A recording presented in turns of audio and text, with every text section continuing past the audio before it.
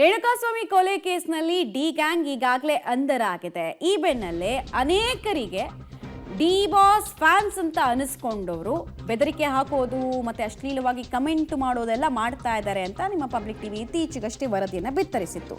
ಕೆಲ ಫ್ಯಾನ್ಸ್ಗಳ ಅತಿರೇಕದ ವರ್ತನೆ ಬಗ್ಗೆ ವರದಿ ಆಗಿತ್ತು. ಅಶ್ಲೀಲ ಕಮೆಂಟು, ಬೆದರಿಕೆ ಹಾಕೋರಿಗೆ ಸಂಕಷ್ಟ ಫಿಕ್ಸ್ ಅನ್ನೋ ರೀತಿ ಎಕ್ಸಾಂಪಲ್ನ ಸೆಟ್ ಮಾಡಿದ್ದಾರೆ ಪೊಲೀಸರು.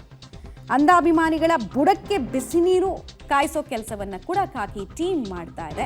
ಸೊ ಏನು ಬೇಕಾದರೂ ಮನಸ್ಸಿಗೆ ಬಂದಿದ್ದು ಕಮೆಂಟ್ ಮಾಡಿಬಿಡ್ತೀನಿ, ಯಾರಿಗೂ ಸಿಕ್ಕಾಕೊಳ್ಳಲ್ಲ, ಯಾರಿಗೆ ಯಾವ ರೀತಿಯಾಗಿ ಟ್ಯಾಗ್ ಕೂಡ ಮಾಡಿಬಿಡ್ತೀನಿ, ನನಗೇನು ಮಾಡ್ಕೊಳ್ಳೋದಕ್ಕಾಗಲ್ಲ, ನಾನು ಟ್ರಾಲರ್ ಅಂತ ಅಂದ್ಕೊಳ್ತಾ ಇದ್ದವರಿಗೆ ಖಾಕಿ ಟೀಮ್ ಸರಿಯಾಗಿ ಬುದ್ಧಿ ಕಲಿಸಿದೆ. ಸ್ವಾಮಿ, ಇವತ್ತಿನ ಕಾಲ ಹೆಂಗೆ ಅಂದರೆ ಒಳ್ಳೆಯವರ ಇರ್ಬೋದು, ದೇವರಂತ ಮನುಷ್ಯ ನಾಯಂತ ಬುದ್ಧಿ ಅಂತಾರೆ. ಸೊ ಹಂಗೆ ಬಿಟ್ಟಾಕಿ ಸರ್, ತಪ್ಪು ಮಾಡಿರೋರು, ನಾನು ಏಟು ಆರೋಪಿದು ನಾನು ನೋಡಿದ್ದೀನಿ. ಕೂತ್ರೆ ಜುಟ್ಟು, ನಿಂತ್ರೆ ಕಾಲು, ನನ್ನ ಅನುಭವ ಇದು.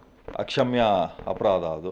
ಆತ ಎಷ್ಟೇ ಬೇಡ್ಕೊಂಡ್ರು ಕೂಡ ಬಿಡಲಿಲ್ಲ ಅಂಥೇಳಿ. ಸರ್, ಯಾರೇ ಆ ಥರದ ಕೆಲಸ ಮಾಡಿದರೆ ಖಂಡಿತವಾಗ್ಲೂ ಅವ್ರಿಗೆ ಗಲ್ಲಿಗೆ ಏರಿಸ್ಬೇಕಾಗ್ತದೆ. ಸರ್, ನನ್ನ ಹೆಸರು ಚೇತನ್ ಅಂತ, ನನ್ನ ದರ್ಶನ ಮಾಡಿ ಅವತ್ತು ಅನುಕೂಲ ಸ್ಟೇಷನ್ ಹತ್ರ ಹೋಗಿದ್ದೆ. ಅಲ್ಲಿ ಒಂದು ತಪ್ಪ ಮಾತಾಡ್ಬಿಟ್ಟಿದ್ದೀನಿ. ಮೊಹಮ್ಮದ್ ಶ್ರೀನಿವಾಸ ಪ್ರಥಮಿಗೆ ಮಾತಾಡ್ಬಿಡ್ತೀನಿ. ಕಾನೂನು ಪ್ರಕಾರ ಏನಿದೆ ನಾನು ಅವರಿಗೆ ನಾನು ತಲೆ ಬಾಗ್ತೀನಿ. ನನ್ನ ಹತ್ರ ಏನೇ ಒಂದು ತಪ್ಪಾಗಿದ್ರೆ ನನ್ನ ಕ್ಷಮಿಸ್ಬಿಡಿ. ನೋಡಿ ಸ್ವಾಮಿ, ಇವತ್ತು